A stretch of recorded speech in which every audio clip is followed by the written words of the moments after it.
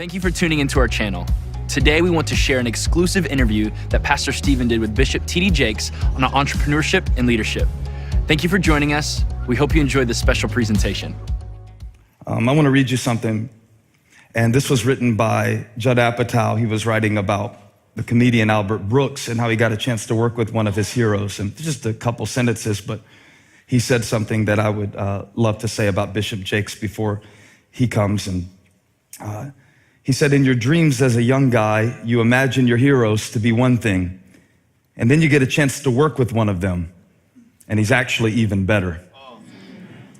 He said, deep down, all comedy nerds hope that at the end of our lives, we will have made one movie as good and true as Albert Brooks's best movies.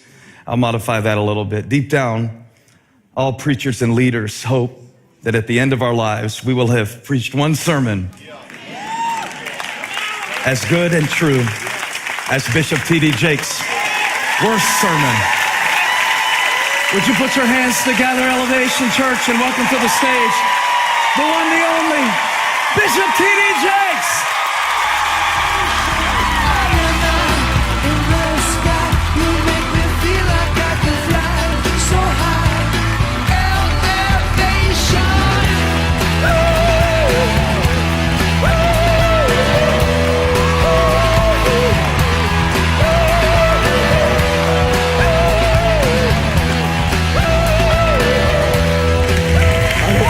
I don't know how we're supposed to do this, but I want to tell you right off the bat, this is my Stephen Furtick outfit. Okay? This is me trying to be cool like your pastor. Did I do pretty good?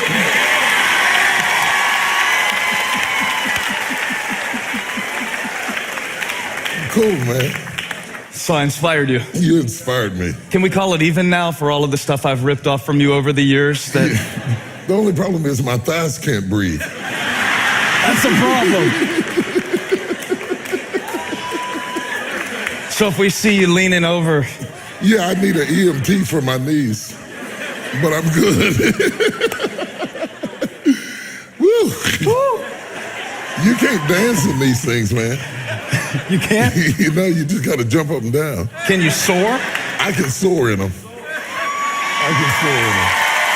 How would you like to hear Bishop T.D. Jakes and Pastor Stephen Furtick sing I Believe I Can Fly by R. Kelly, a duet to begin this interactive experience? Is that something you might be interested in? All the millennials are like, R what? Yeah, I know, right? Maybe we'll do that at the end. No, let's not. Do you like that song? Yeah, I like the song. What are some songs that you like to listen to, Bishop Jakes, that don't get played in church? That don't get played in church? Woo! Cut the cameras. Oh, you guys can be seated. We're hanging out now. They're so excited. I like Luther Vandross. I like Anita Baker, you know. I like, lesser known but extremely talented is Kiko Matsui. Kiko Matsui is a Japanese jazz pianist that is absolutely out of this world. And I listened to her this evening before I came over here, so I'd have my international flavor. Yeah, so I like all kinds of music. I like classical music. I like gospel music, of course. I like just about every kind, every genre, even some country. I'll go country on you every now and then. Greatest rock and roll band of all time. Oh, God, now I'm in trouble. Now I don't go rock and roll. No. Though it's funny, I grew up in the Jimi Hendrix era, so you know, anybody, oh, you Jimi Hendrix? No, yeah. Big poster of him on the wall. My life's ambition was to have his afro. I had women braiding my hair till my eyeballs were up like this, trying to get my hair to grow. It never happened. I didn't get hair till the Jerry curl. That was your moment. You don't know nothing about a Jerry curl. Yes, sir, I do. You don't know nothing about that. I mean, not from personal experience. I've seen pictures. You've seen pictures of it. Well, when I used to preach years ago, I wore a Jerry curl and I had a towel around my neck. And when I got to really preaching, you seen some pictures or something? Yeah, and the Jerry curl, the juice would fly across the front aisle. And everybody gets slain in the spirit. Those were the days when the power of God was falling. Is that the secret? That's the secret. You got to get a curl. I'm in trouble. so excited about this new book, Soar. Excited to talk to you about it tonight. Thank you. I've been reading it. Yeah. It's kind of weird, though. I had to do my research to interview you, and so I put in Amazon because the book is subtitled Build Your Vision from the Ground Up, and focuses on leadership, entrepreneurship. So I put entrepreneur in Amazon search, and over 56,000 results. Wow. Over 56,000 results. And then I put in leadership, over 257,000 results. Amazing. Which made me wonder, for my first official question of the interview, what was missing from the conversation that made you want to add your voice? Timing. What we need depends on where we are in the history of this country. The topography of this country has changed in terms of how we make a living quite a bit, from agricultural. We went through that phase to industrial age, to the information age that we're currently in right now. And people have had to retool themselves in order to keep up with trends they didn't choose. Now we're in an era where people of my generation send our kids to school because we train them to think a job. And we said, if you go to school and you get a good education, you're going to come out and you're going to get a great job. And that was true when I was coming up.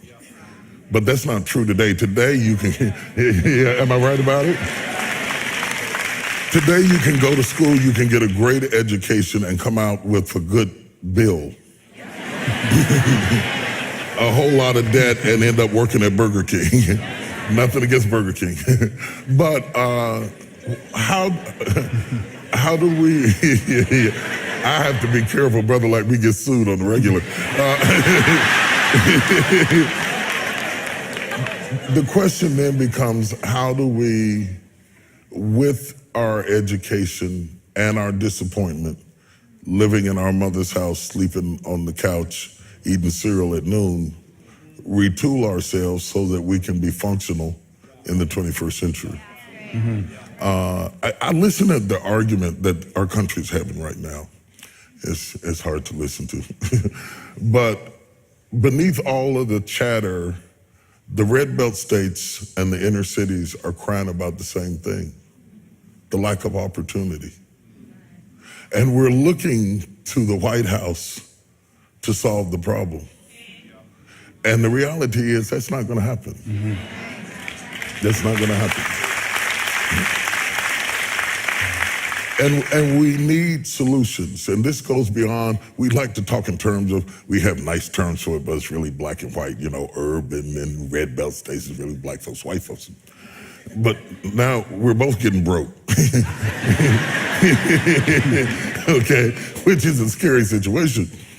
And you've got smart, bright, gifted, talented people who can't find an opportunity.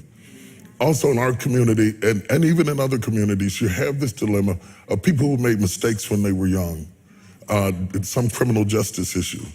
And 25 years later, they can't get a job or a place to stay. Right. That's a real problem. So rather than to go get a job, I thought it was important to talk about being a job.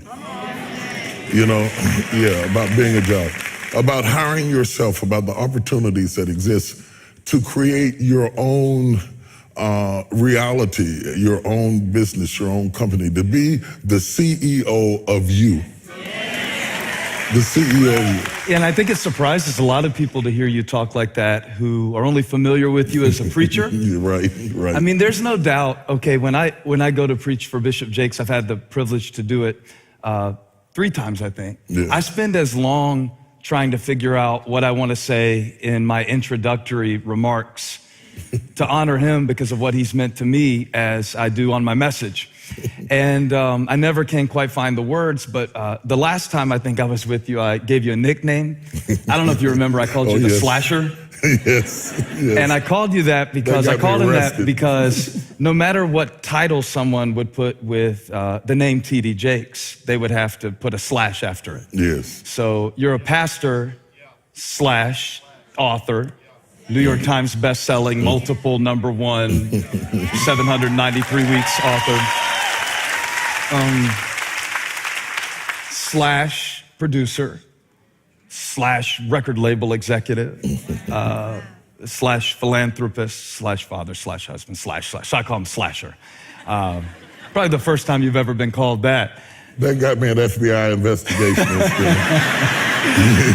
Thank you very much. At the heart of that nickname, though, is a lot of admiration. I wonder, when did you decide not to be limited by one title or one function?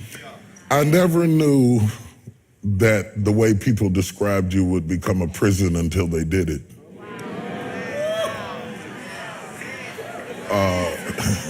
When I met me, I was not a preacher. So I didn't know that they would incarcerate me with the title. You are at your best when you are authentic to your core, and you have to be what you are, not what they call you. Sometimes, you understand what I'm saying? Sometimes people will call you a name and you start living up to the name and it limits you from what else God wants to do in your life, you know? And by the way, I get a lot of credit for inventing this, but the credit is really misplaced. Because when you think of the Apostle Paul, he was a writer.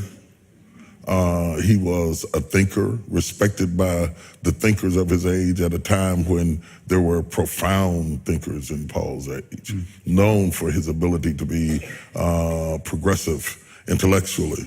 He was a speaker, he was a writer, he was a tent maker. He was able to influence Aquila and Priscilla, not because of his preaching, but because of his business. They shared the same business. And out of that business influence and affluence, a relationship emerged that affected the kingdom. When you look at Jesus, who was a carpenter's son, and later they called him a carpenter, he who handled wood ended up nailed to a tree. And what happens in life as we evolve as a person, we cannot allow ourselves to be incarcerated by anything that people would describe us with, because we limit then what the Holy Spirit can do in your life. Mm-hmm. You understand? I do. Let me jump in and say this one quick thing. I think if Jesus had come in our day, he would have been a filmmaker. But because they didn't have films, he told parables. But if you think about it, parables are movies made of words. If he were to come today, he would have done films. Imagine how that would look like today. Most of what we call church, we would have to teach Jesus.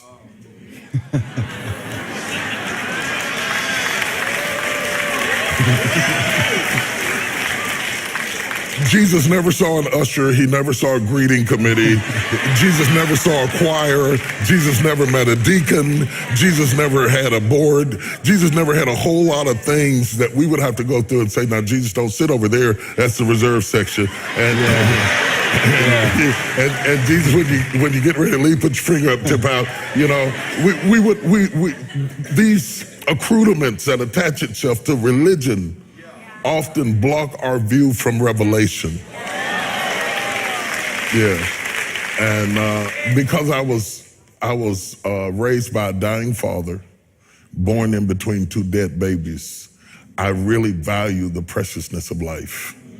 The baby before me died and the baby after me died, and my mother clutched to me as only a mother can who has lost a child. And an appreciation for the value of life and a refusal to allow anybody to take away the great privilege of being alive. I will think for myself. I will move in my own direction. You can say whatever you want to say about it, but I'm gonna be me. You see what I'm saying? Yeah. At the core of everything, SOAR is saying, don't be limited. Don't put a period because you did one thing that you can't do something else, that you can't be something else, that you can't evolve as an individual, that you can't explore other idioms of thought. Let me shut up because I get to talk and I'll talk. No, it's great. I want to dig deeper into that, because the arc of your teaching and one of the most influential messages that I've received from you is get out of your comfort zone. I mean, if you open your mouth, some version of that's going to come out. Maybe from the Old Testament, or maybe from a chicken's egg. You know, there's some way that you're going to tell me get out of your comfort zone.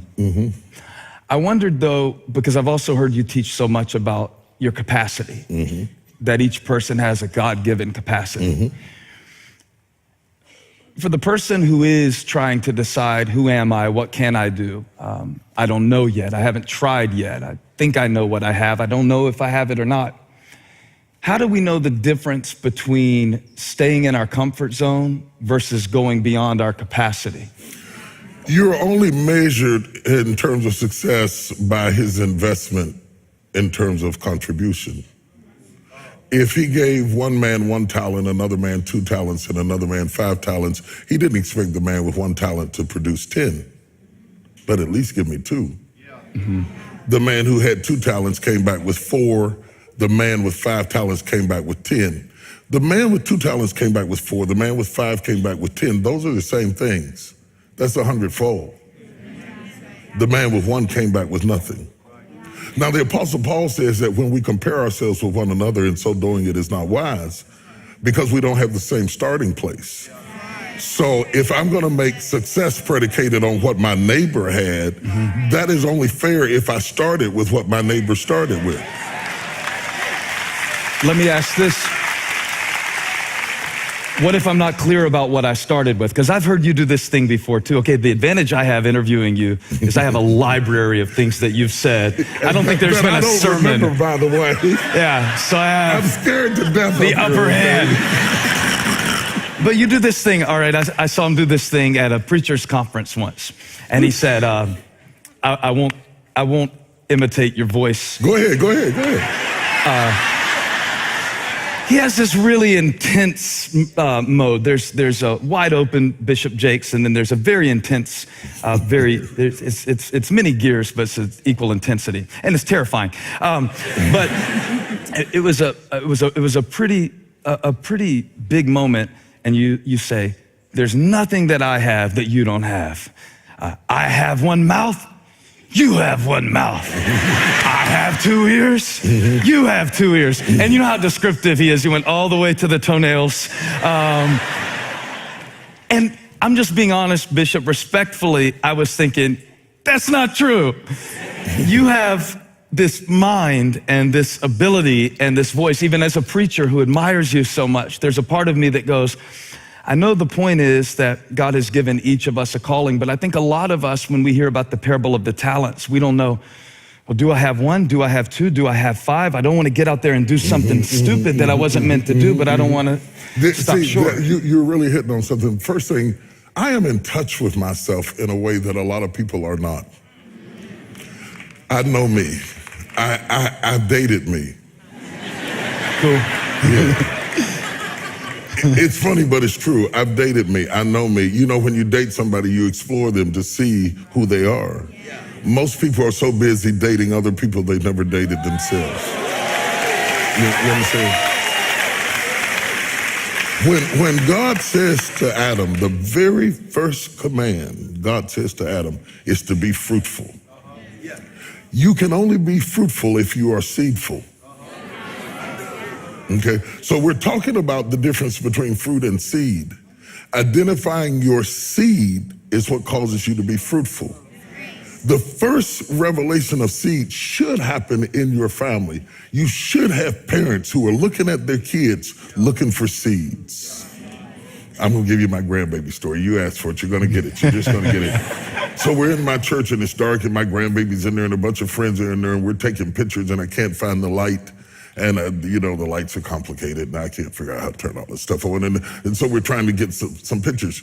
And so my grandbaby ran and she says, wait a minute, Paul, I'm going to get a flashlight. She went up under the pew where we have hidden flashlights, snatched down a flashlight and brought it over and said, now take the picture.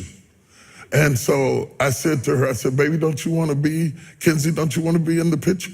She said, no, I don't want to be in the picture. I want to hold the light. That's the seed right there.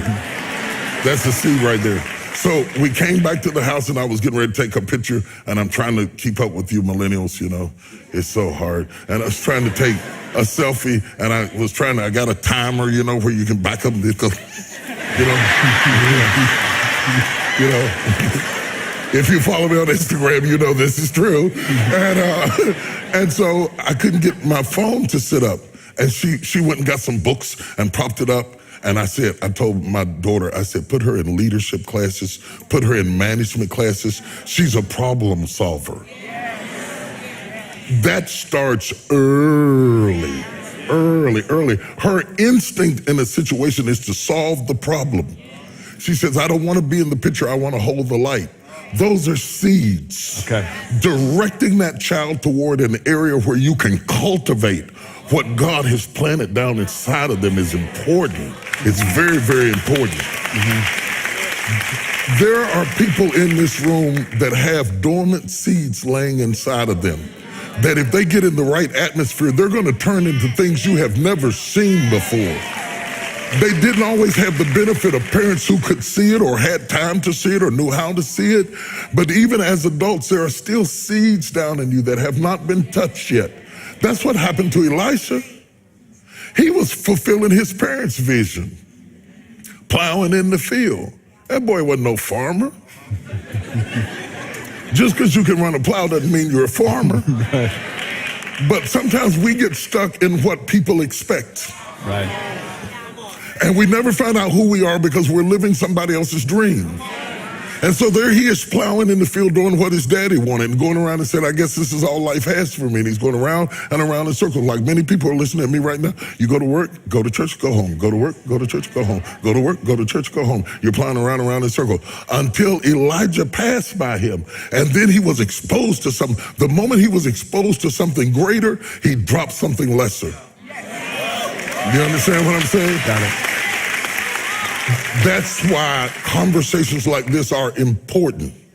Because really, I'm not throwing seeds, I'm throwing fertilizer. Mm-hmm. Mm-hmm. And if it hits a seed, it's going to give birth to companies and businesses and books and artistry and drama and all kinds of stuff that's in this room that people never have given themselves permission to burn their plow. Yeah. That's what this book is all about, Pastor. It is about, I'm not against people working a job, but we have entrepreneurs in a job, and you're frustrating the company and you. Nobody likes you. They don't like you. Let me ask you this because you're scared of what I'm getting ready to say. I just think that's a very tweetable moment. They don't like you at Bishop Jakes. It's so true. They don't like you.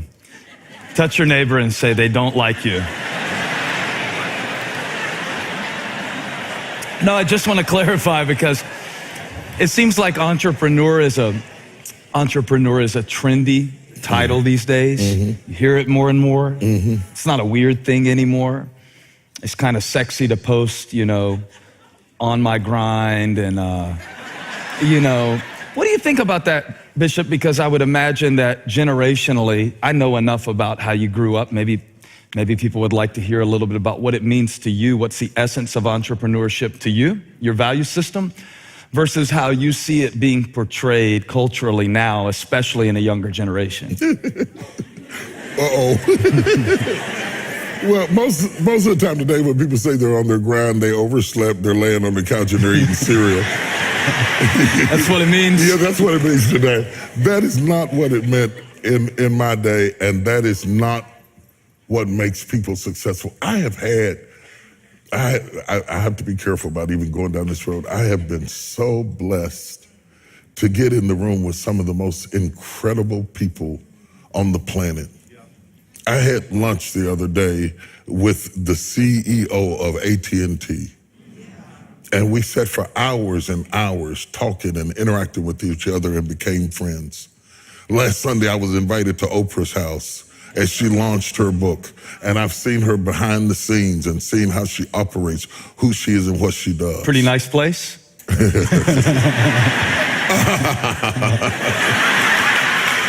Instead of burning my plow when I came home, I started to burn down my house. Okay? I said, I'll set it afire. The insurance will pay for it.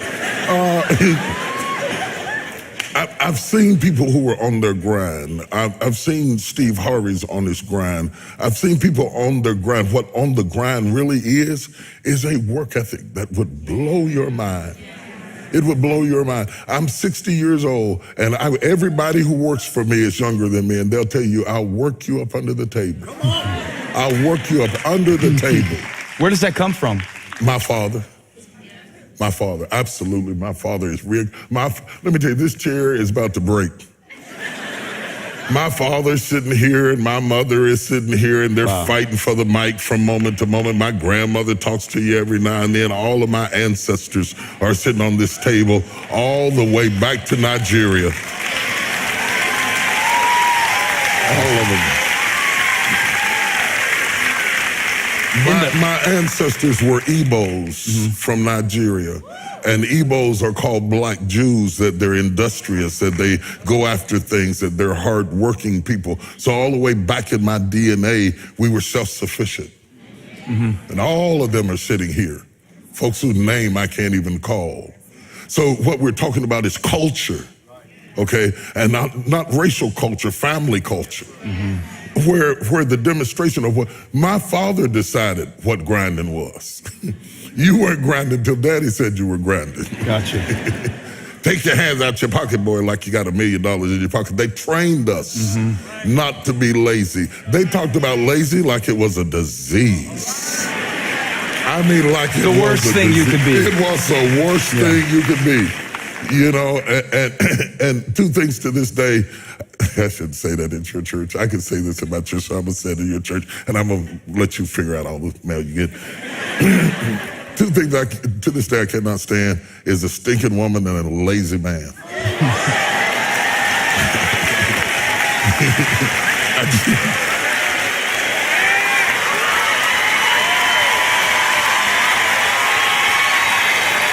They like that. There's some folks that agree with me out there. Our sister got to take a bath, praise God.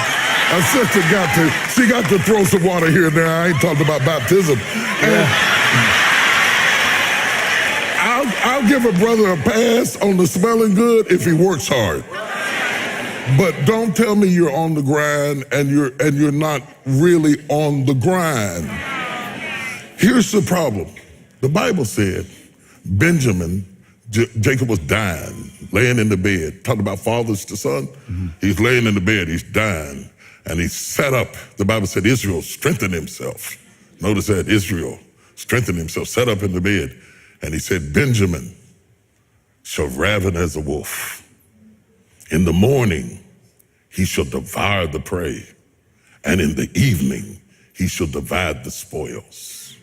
Notice the time clock there. Yep. In the morning, you devour the prey while you're young. See there? That's the intensity thing I was talking about. You see that? Imagine when he has a steak knife across the table. One lady jumped back 3 rows, just said, in the morning. I see a lady really scared out right here. My mother was a school teacher. She was dramatic. In the morning, you should devour the prey. In the evening, you should divide the spoils. If you don't devour when you're young, you'll have nothing to divide when you're old. It's incredible.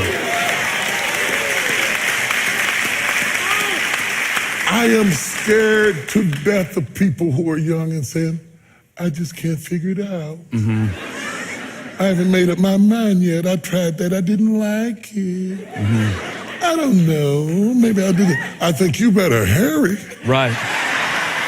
You better shoot something right now. Right. Because youth goes quick. Right. I mean, like, it goes like a runaway slave. It goes. Youth is an Underground Railroad with Harriet Tubman. It gets away, okay? So. These are things I would not say. You can't say, so you just sit there and nod. You sit there and nod. Sit there and nod. Am I on? And have the white man's liability of turning red. See, we get embarrassed and you can't tell it, but when you're embarrassed, you turn red. God bless you. Here's, it's gonna be rough tonight. It's gonna be rough tonight. It's gonna be rough tonight.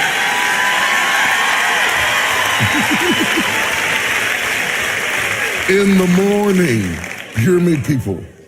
In the morning, devour something. Throw your whole self at something. You'll never know what you can do and what you can be until you throw your whole self at it. Devour it. I mean, devour it. Don't try it. Devour it. Attack it. Attack it like you're going to kill it. Devour the prey. And in the evening, you divide the spoils. We have it backwards today. We want to divide the spoils in the morning. So we're blinging when we ought to be devouring. See, don't worry about whose name you wear when you're young. Worry about your name. God told Abraham, I will make your name great. Yeah. I will make your name great. There is an old person down inside of you that's dependent on you to be smart. It's the person you're going to be 30, 40 years from now. Do not disappoint that person by being foolish through the strongest years of your life. And then when your back is out and your knees are swollen and you can't move around, now you're out there going to get your grind on now? It is the message you tell yourself. I'm tired, I can't do that, I don't feel like. We become what we say to ourselves. Be good. You will never win the Olympics talking about, oh no, I don't feel like working out today. I don't know, I'll do it when I feel like it. If I don't feel like it, I don't do it. It's because I'm not into working out. I want to get the trophy. I want the trophy, but I don't want to go through what it takes to get it. You devour in the morning. You divide in the evening. And if you try something and it doesn't work, it's okay. Try something else.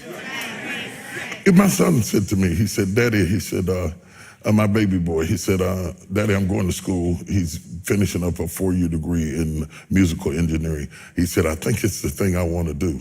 But he said at the dining room table with me, he said, but suppose I'm not, suppose it's not. Suppose I throw everything at it and it's really not the thing. And I leaned back over the table and I said, don't worry about it, son. If it is not the thing, it will be the thing that leads to the thing. Okay. Let's go into that. What's been in your life, ministry or business, what's been a thing that led to a thing? I love the part in the book about Viagra, by the way. It's in the book. You have to get the book. It's just an example. You're talking about Coca-Cola and other products that were discovered by accident. It's the idea that sometimes in doing something that fails, you lead to something that you didn't even know that was really the whole purpose all along. Absolutely. All right, so give us 1, 10, 20 examples of those in your life, things that you accidentally succeeded at. Everything in my life I stumbled into. Is that right? I stumbled into. I never thought I would be producing films. My wife and I started out doing gospel plays and going on tour doing gospel plays. We had no intention that we were going to ever do movies. We were trying to do plays and trying to figure out how to do that right, and losing money. And we went to Atlanta and just lost our shirts putting up the first play. And in the process of stumbling around, we finally figured out how to get the play kind of going good. And then I met this dude that I said, let's collaborate and do it together. And the dude was, what was his name? Tyler Perry, yeah. Oh, yeah. I heard about him somewhere. Yeah. Tyler Perry was fresh out of sleeping in his car. Right. And I was fresh out of money. And so we got together and collaborated and did a play called Woman Thou Art Loose. And we toured the country doing Woman Thou Art Loose. And then we went to LA and did it. And a guy named Reuben Cannon was in the audience. You never know who's in your audience. Footnote to preachers, speakers, singers, anybody on the stage. Never adjust your performance to the crowd, because you never know who's in the crowd. You never know. Always respect your audience with your best performance. I don't care if it's 3 people. One of those people might change the trajectory of your life. So Reuben Cannon was in the crowd, and he saw the play, and he said, I want to make it a movie. He said, I want to make it a movie. I didn't have no movie money. Movie and money both start with the M for a reason, okay? When you have one, you got to have the other. But he said something to me that becomes the way business people think. They don't fail to do something because they don't have the money. He says, we'll raise the money. Let's do the movie. Listen at the difference in attitude. I can't do it because I don't have the money. He doesn't see money as an issue. If you see it as an issue, it'll be a stop sign. He says, oh, we'll raise the money. So Cedric the entertainer, and I can't remember who all, Oprah put some money in it, and different people put some money in it because he knew them. Relationships are your greatest resource. People who don't like money don't like resources because everything that's ever going to come to you is going to come through a person. That's why you got to be careful how you treat people because it's not guaranteed that it'll be somebody you like, your friend. They won't necessarily be your color and they may not have your theology. Okay? But God may use them to bless you. You know, the ravens didn't go to church, but they fed Elijah. So anyway, so we put the money together.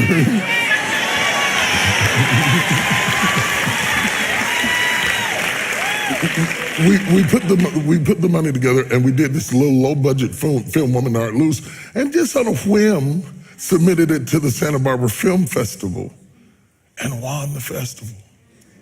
And all of a sudden the movie that we were going to put on TV went to screen.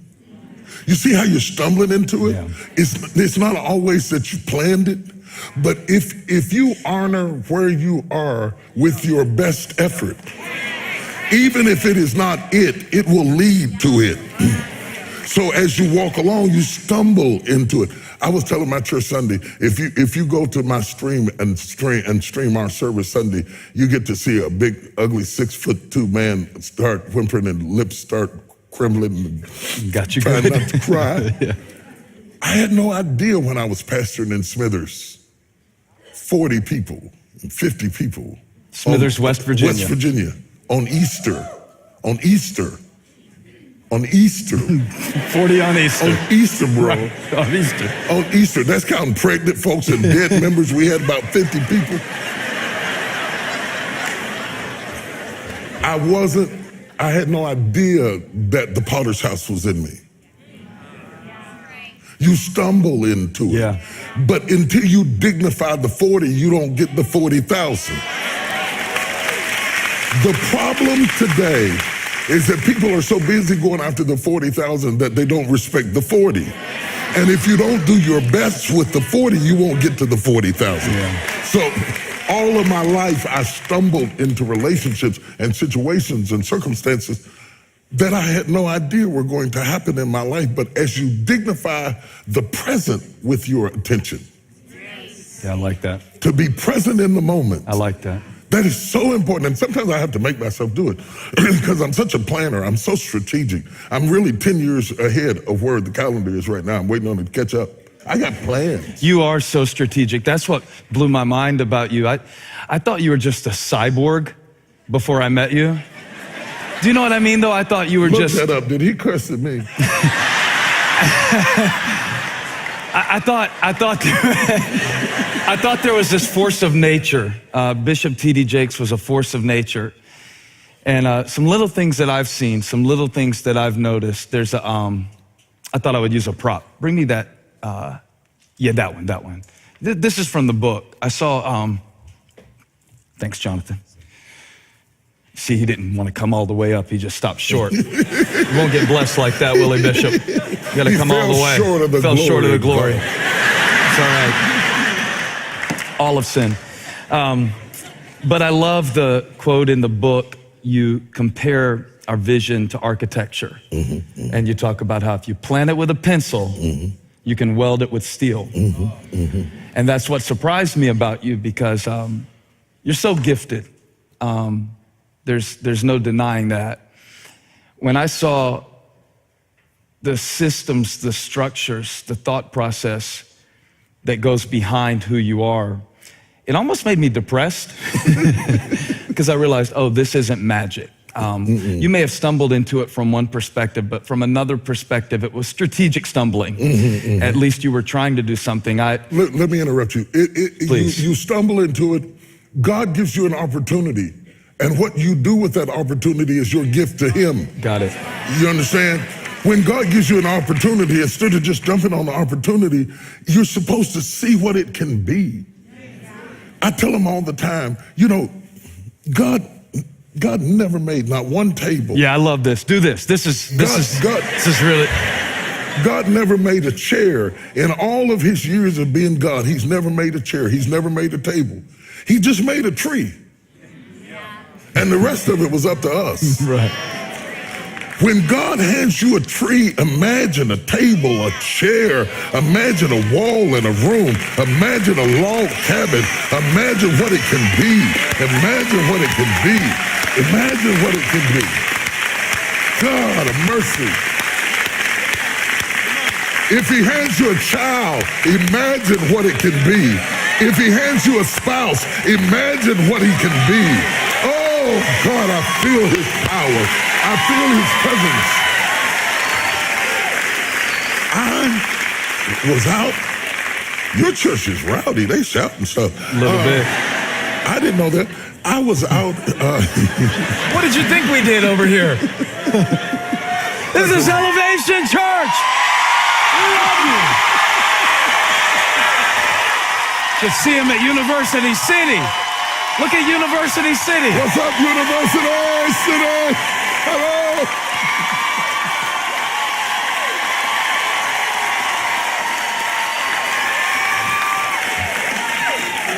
So I'm in South Africa and I'm on a safari, and I'm really like tripping off of this safari, and I'm out here with all of these big animals and stuff. And I noticed the elephant is moving around. The elephant is strong and he's big and he's tough and his power's in his weight.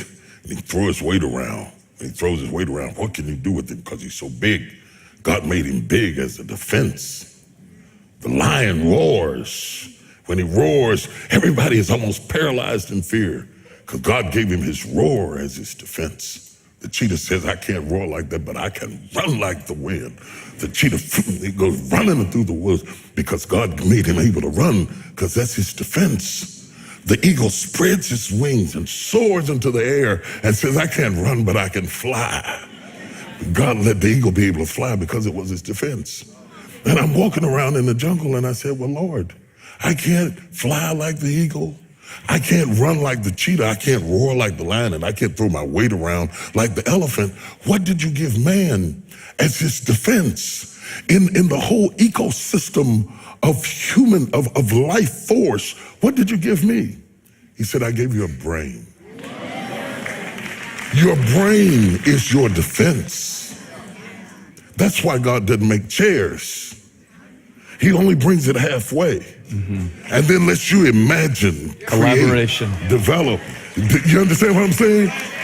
The problem with church people is that we are taught that God makes furniture. So we pray and pray and pray and pray and pray and pray and pray and pray and pray and pray. Oh, I need a table. I need a table. God, give me a table. Give me a table, Jesus. Just one table, Lord. If you give me a table, I'll praise you. If you give me a table, I'll serve you. And God says, I don't do that. I make trees. I want you to look around your life for trees, not tables. God's going to bring it within the reach of your mind, and your creativity is going to take it the rest of the way. And it's going to turn into apps, and it's going to turn into Apple phones, and it's going to turn into computers. It's going to turn into satellite systems in the heavens. Look at what all we were able to do. No other creature, no other species has sent satellites up into the air, created smartphones. Look at what we did with our head. Why are we in church not using our head?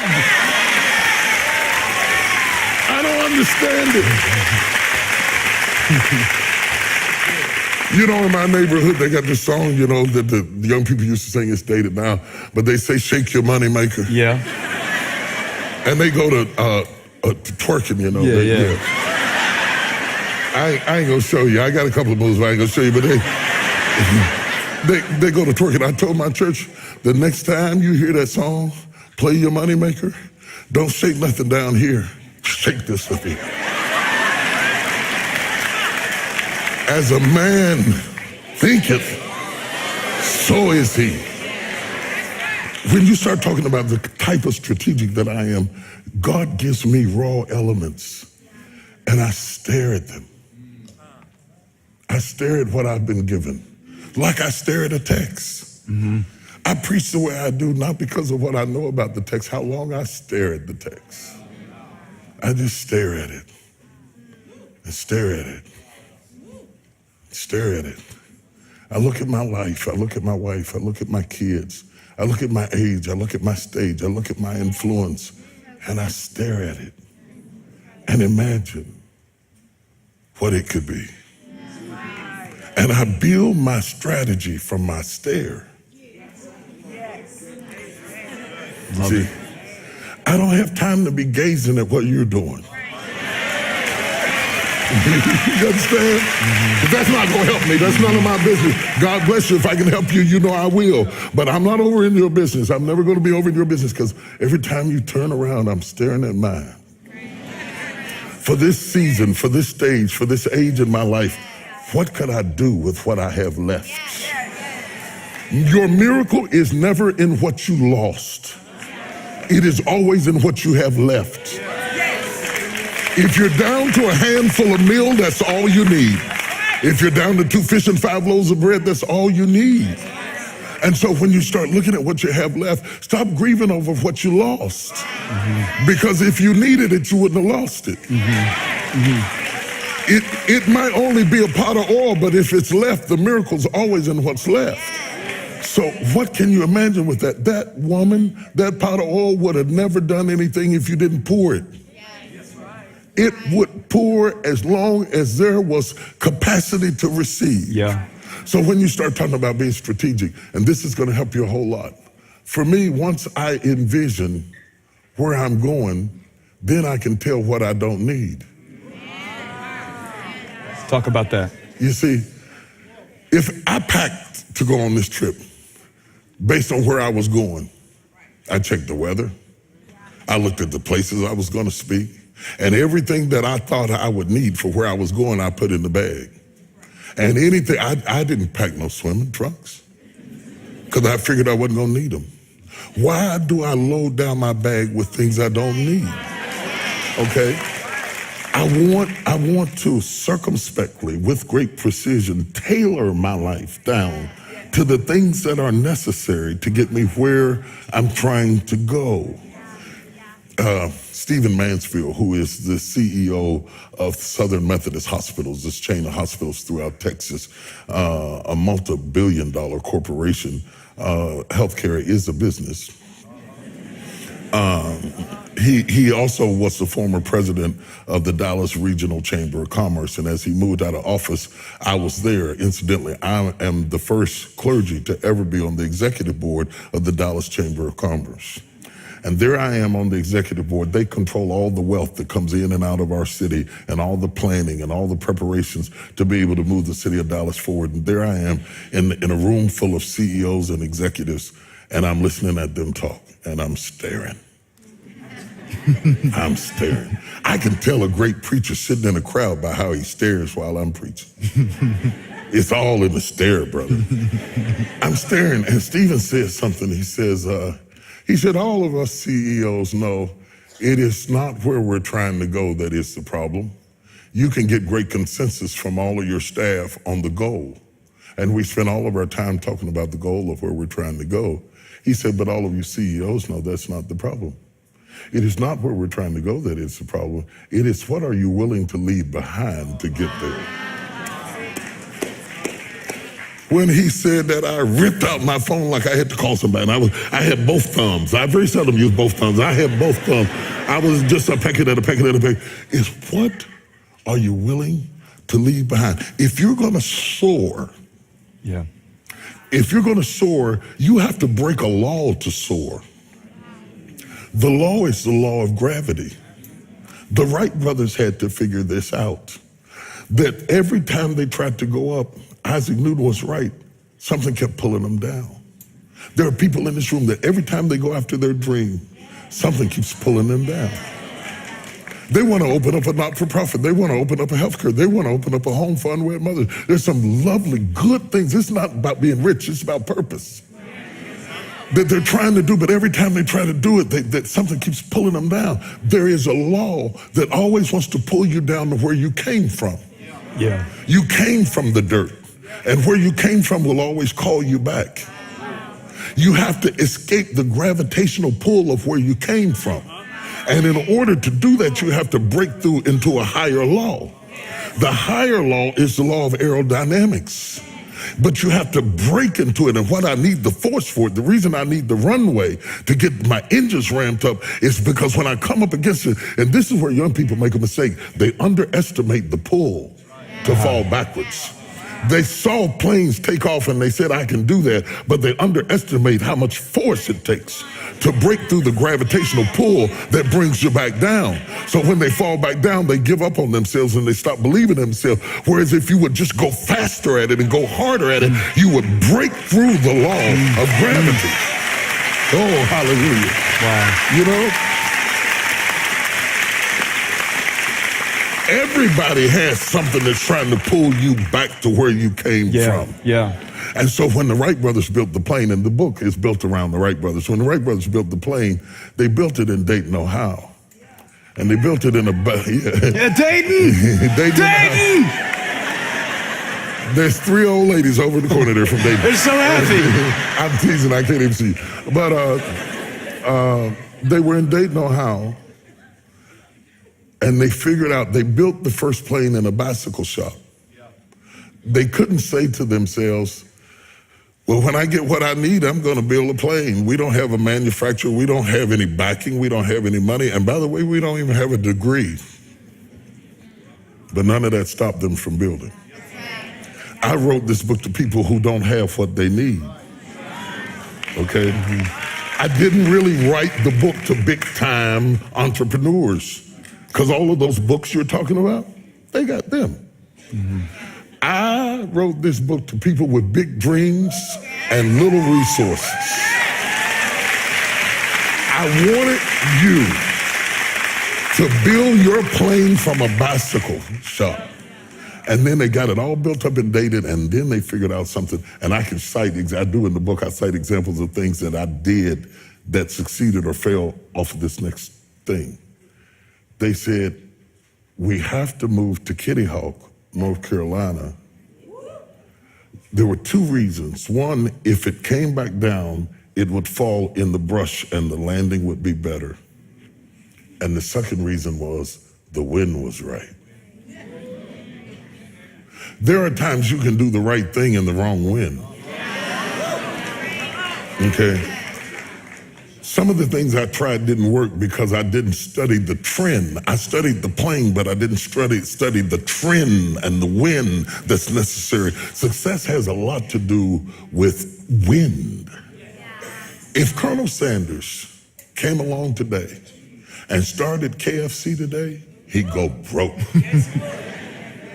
Because today we're all worried about, carbs and fat grams and all this stuff. I'm a vegetarian, all of this stuff.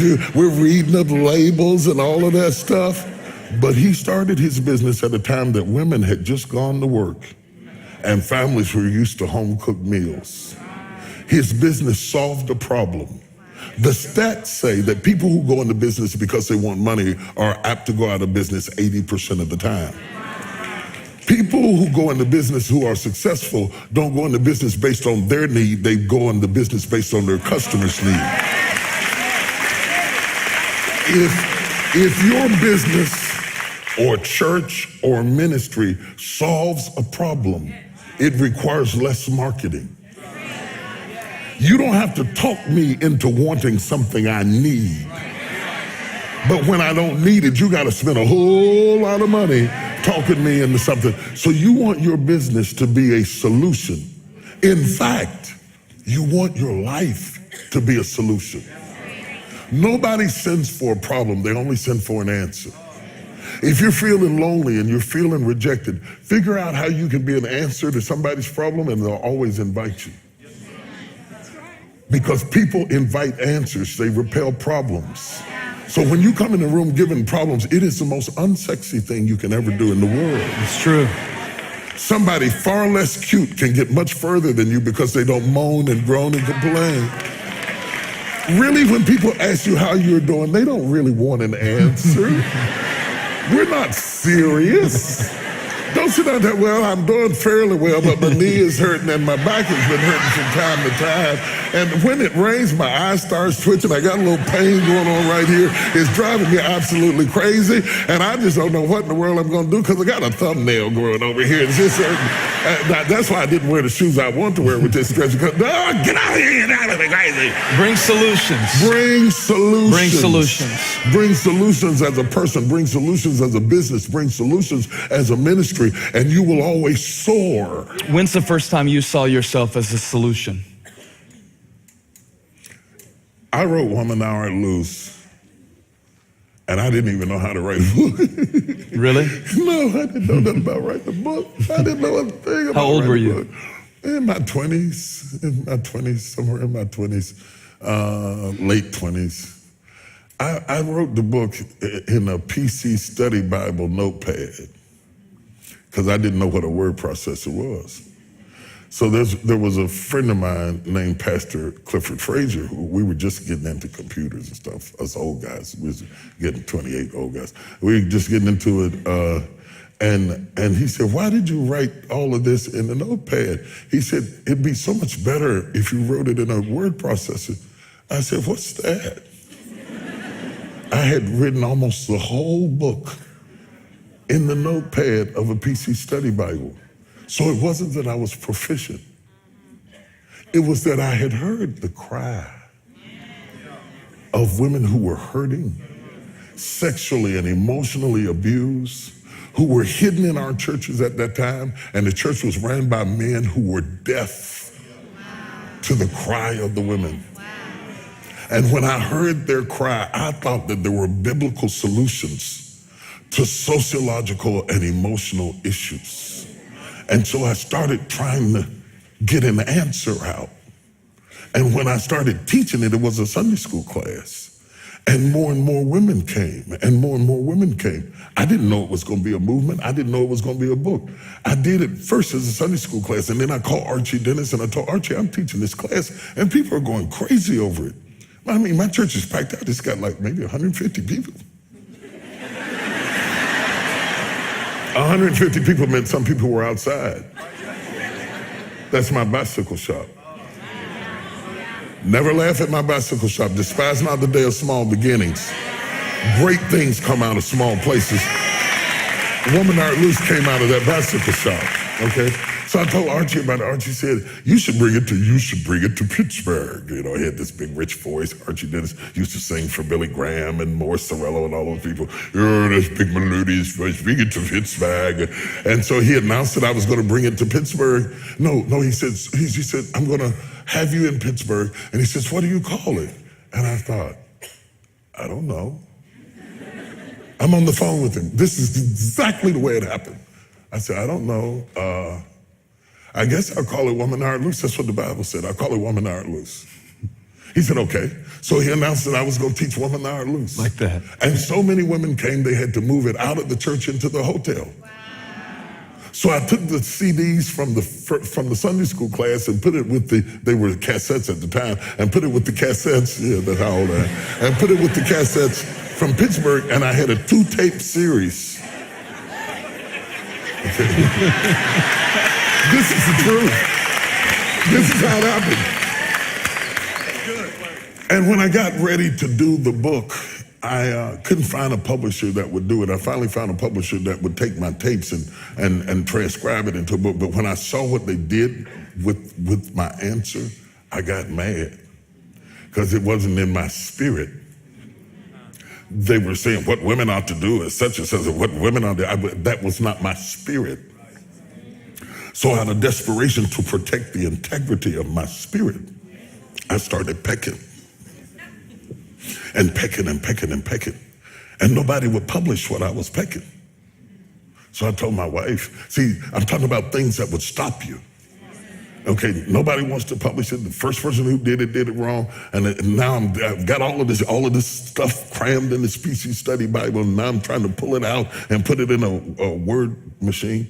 And I told my wife, I said, nobody wants to publish it. And if I publish it myself, they want $15,000. Wow. $15,000 was all the money I had in the world. We were saving that money to get our first house. We didn't even own our house. And I was trying to get us a house. And I said, Sarita, I want to publish this book. And it's going to mean that I have to drain our savings to do it. She said, that's okay. Wow. And so she agreed, and we took the $15,000 and we published the book. And we got 5,000 copies. And I sold out in 2 weeks. So watch this. I didn't go out and buy me a suit, though I needed one. The lining had come out of my suit because she was washing it in the washing machine because we couldn't afford to go to the cleaners. So I didn't buy me a suit with it. I took the money and put it back in the business and published another 5,000. I had no idea that book would end up selling over 5 million copies. Be translated into 10 different languages. Be known to this day around the world in places I have never been. And it all started in my little bicycle shop. So when I talk to you about the Wright brothers soaring and catching the right wind, I'm talking to you about things I know that happened in my own life. I never let not having enough stop me from getting up. Yeah.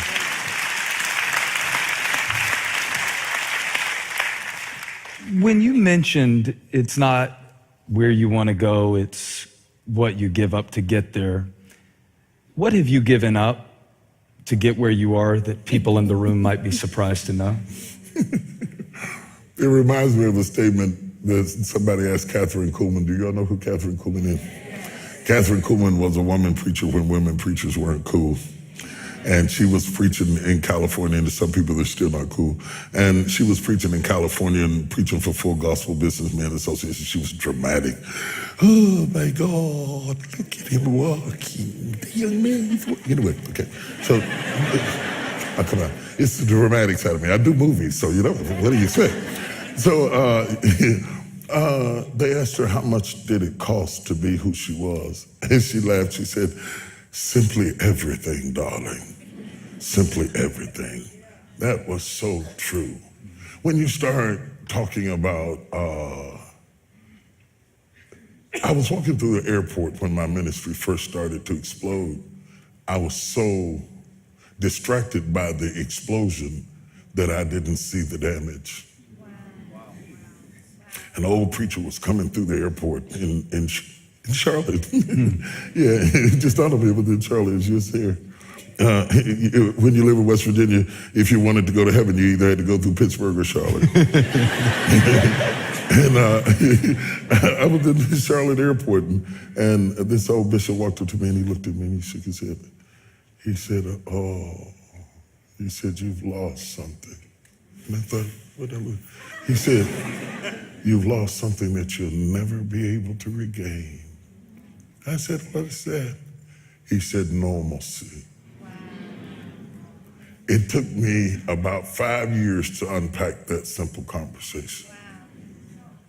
That you become a target by people who have never met you.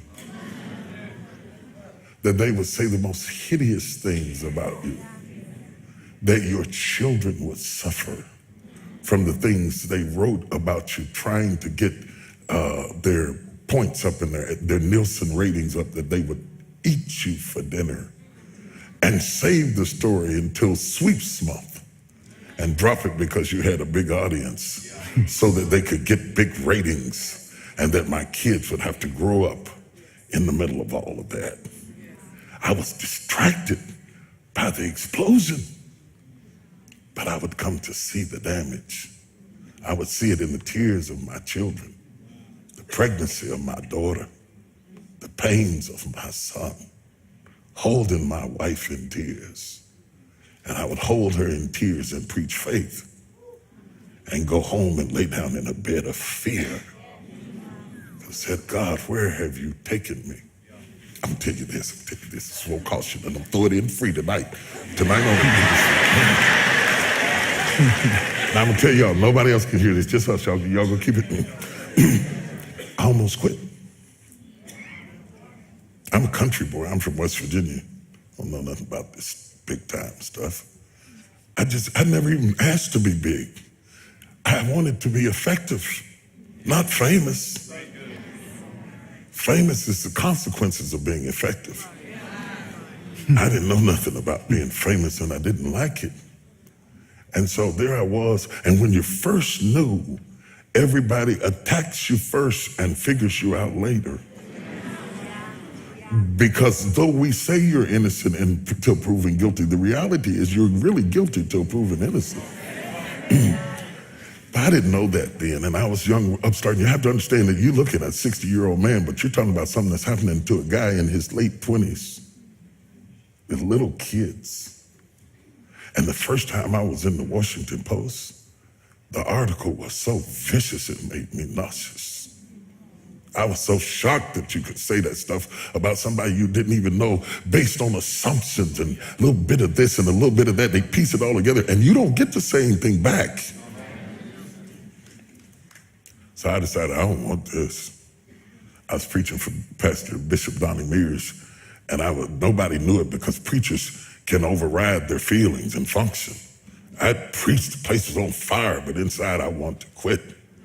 I told God, I'm through with this. I'm not going through this. I don't need this. I don't need that. I'm a guy who likes to go get his own chicken wings. I don't have to have all of that stuff to be happy, because I wasn't raised with it. I can make it. You can throw me in an apartment and give me just a little skillet, a cast iron skillet. You know what I'm talking about? And some seasoned salt and stuff and a couple of wings. I will run you out of here. I will run you out. Okay.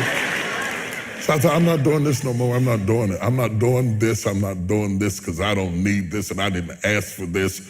I'm only doing this because of what happened in my life, of the circumstances that happened in my life. He put me on stage. I didn't ask for it. And when I saw how much it cost, I thought, you can have that right back here. You have that right back up in here. I don't need it. So I was mad inside and I was hurt. And I stayed up in the fellowship with the pastors because I didn't want to go back to my room and sulk in my own sorrows. And they said, there's a lady downstairs waiting to see you. The service was over and the fellowship was over and the pastor was starting to leave. I was trying to outwait her. I thought she'd give up and leave. And when I finally came down the steps, she was there. And she was just a willowy bit of a woman. And she said, Bishop Jakes, she said, I've been in the hospital. She said, I was pregnant in my fallopian tubes, and the baby died in my tubes, and I was carrying around a dead baby, and the toxicity from the baby almost killed me. And she said, the only thing that kept me alive was hearing you preach. She said, if you hadn't been preaching to me every day, I swear I would have died. And then she looked at me and she said, it's for us. It's not for them. It's for us. It hit me so hard. I didn't even get her name. I got in the car and cried all the way back to my room because she reminded me why I was there.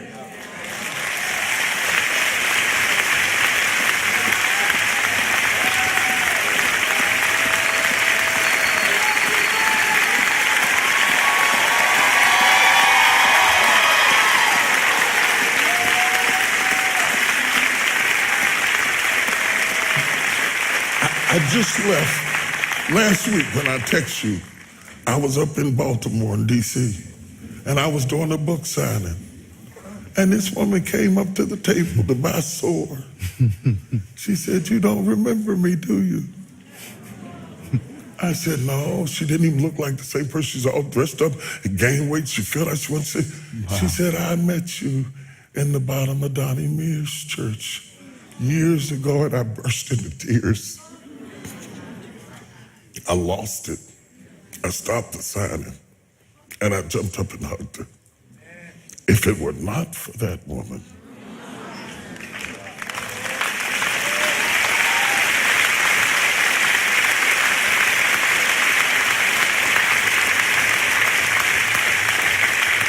when you talk about what it cost, I'm going to my southern stuff now. Child,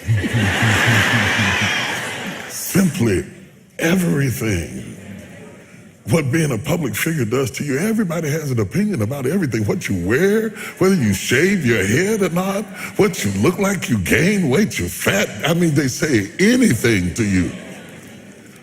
And what has to happen to survive it, you have to get tougher. Not meaner. Tougher. Tougher. What's the difference? Mean is when you lash back, because in a fight like that, if God would turn me loose, woo, I felt something right there. If God would turn me loose, I could hold my own. I could hold my own in a street fight. I could, oh, glory to God. Woo, hallelujah, I gotta thank myself. Sometimes I beg him, I said, "Please let me get him. Please let me Just get one him. time. Just one time. Lord. Just one time." Sometimes I type it out to delete it, because I swear, I could pull a paint off the wall if you turn me loose. You should release a book, Things I Almost Tweeted. Yeah. Oh, it would be good. It'd be a bestseller. It would be a bestseller for sure. But when I say tougher, your resilience and your resistance to the irrelevance of things that have nothing to do with your destiny are satanic distractions to move you away from where God has placed you. And you can't be, when I do a pastor's conference and I do Q&A, because I like to do Q&A because I like to talk to you, and they start asking me questions and stuff, generally somewhere along the night somebody's going to come up and tell me about church split, or somebody who's saying something about somebody who heard them like that. But when I'm talking to CEOs, incredibly successful people, when I'm talking to presidents and kings from around the world I've sat across from and talked to, when I get a chance to be in a room with executive and corporate executives and stars whose name, if I would list in here, everybody would know them, they're never talking about what people said, because they have developed the toughness that is necessary to survive. Can I say one more thing real quick? You can say a lot of more things. Okay. I took my son up to the Rock of Gibraltar. My baby boy was with me. And his mom and I took him to the Rock of Gibraltar because we were on our way to Africa, and we stopped over in Spain, went to the Rock of Gibraltar. And the guide took us up to the top of the Rock of Gibraltar where all the battles were fought. And all of the enclaves are filled with outposts where you could defend the southernmost tip of Spain before you face the northern tip of Africa. And there, as we went up, spiraling up to the top of the mountain, the higher you went, there were monkeys. And they were jumping all over the cars and everything. And the guide said to us, he said, "You know, in certain seasons, it gets so cold up here that when the monkeys first migrated up here, In the winter, their tails would freeze off. That's how cold it was. He said, but eventually, when they started birthing their babies, they were born without tails because they had adapted to their environment. That's what I mean about toughness. If you are exposed to it long enough, you'll freeze your tail off.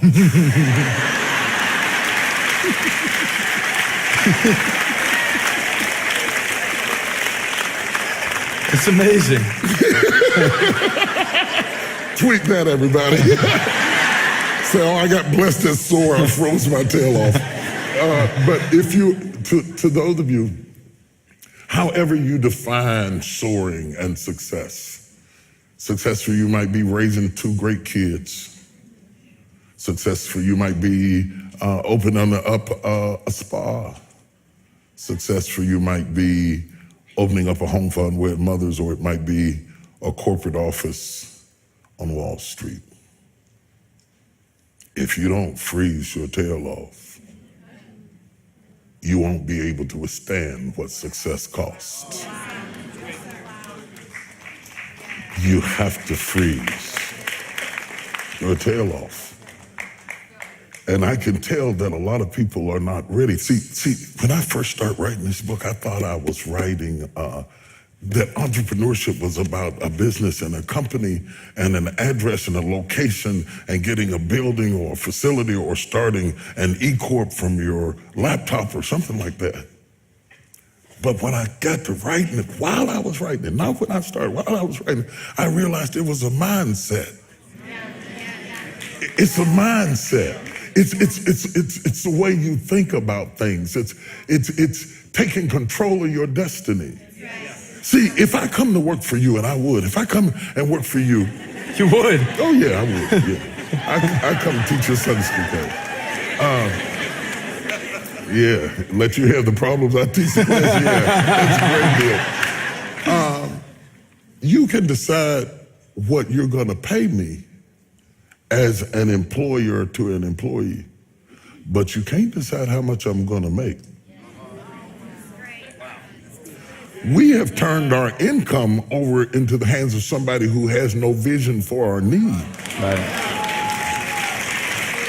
Okay. You can pay me whatever you think the job is worth, but you can't pay me what I'm worth. You can't afford me. So I can have all of these multiple streams of income to subsidize your limitations. Right. Because if I have an entrepreneurial spirit, I am not limited like an eaglet to waiting for the mother bird to drop food in my mouth. Being an entrepreneur means that I have lifted up into the air and found my own wings. You know, I'm so glad you said that, because I don't think you're talking about claiming our rights as much as taking responsibility for our own lives. Absolutely. It's a different mindset. Absolutely. You know what's funny? You know what's funny about this conversation? This is exactly how we talk on the phone. Most of the time it's text. And he will text something that makes me get carpal tunnel trying to text back to him, because it'll be this long, exhausting book that I've got to send back to this answer, because he thinks so deep. You can tell how deep a person thinks by how they talk. He thinks so deep in this. And so you're just eavesdropping tonight on a conversation we would have whether you were there or not. Do you like it?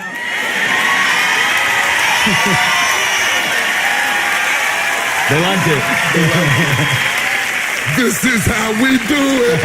This is how we do it. I'm back. It's about taking control of outcomes. It's about not allowing your destiny to be controlled by your circumstance or your situation. It's about getting a vision for where you want to be in your life, with your family, with your children, and setting a goal and dropping off things that are not relevant to where you are trying to go, so that you can focus on what is necessary, so that you can have some spoils to divide, so that you can send your kids to a college, so that you can figure out where you want to live when you're old and how you want to die. This is not about diamonds and gold and Rolls Royces, unless that's what your vision is. This is about choosing where you want to go. If it's a cottage in the hills of West Virginia in a log cabin and you want to die with chickens in your backyard, that's your business. It's your life. It's your business. It's your business. It's your thing. Do what you want to do. That's what this is about. Okay. So whenever preachers start talking about anything other than preaching, religious people just What do they do? That's what they do. Yeah, they do. You know, but let me tell you something. The reason I must do this, because I serve a people who have a prayer list full of things that God doesn't do. Half of the things they're asking God to do is tables and chairs. And he does trees. If they could catch what I'm talking about, we could go to praying about stuff that really matters. About the kingdoms of this world becoming the kingdoms of our God and of his Christ. We can start praying about North Korea and what's going on over there in the Middle East. We can start praying about things that would change the world, about cleaning up the air and cleaning up the water and leaving this planet better than we found it. We can start praying about things that would change the world, the way we interact with people. We can start praying about things that brought crack out of people's arms and delivered them and set them free and set them on the street called straight. I'm tired of praying about rent and house payments and car payments and school bills and college tuition. God doesn't do that. You do that.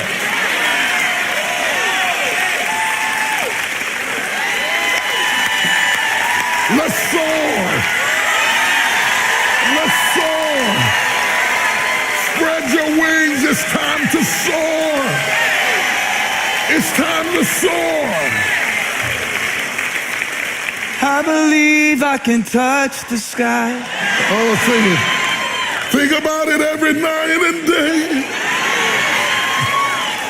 Spread my wings and fly away. Come on, help us out. We're going to get in trouble. I believe I can. Come on through the open door. You going to run through the open door? I'm going to run. Do you really? Make some noise if you really believe it. Come on, UC, make some noise.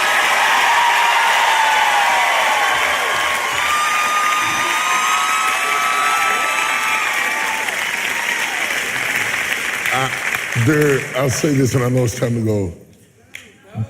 Yeah, well, I was gonna say, I don't know what your schedule is like. I don't want you to become an entrepreneur by accident by staying too late, missing work, and then needing to start your own company. But no, I feel like one thing I really wanted to make sure that you talked about is the cost of hesitation, because this is a very tactical book. Oh, you're staying. Yeah, we won't be much longer, and want to thank again everybody who's online, and want to encourage everybody to get the book, because I think you'll be surprised how Bishop Jakes is a ninja, and so it's from laughing about Oreos, and I even brought some Oreos. Did you? Yeah, because there's all the way. Come on, JJ, spread your wings. Spread your wings. But there's the example of innovation. You talk about I love this line.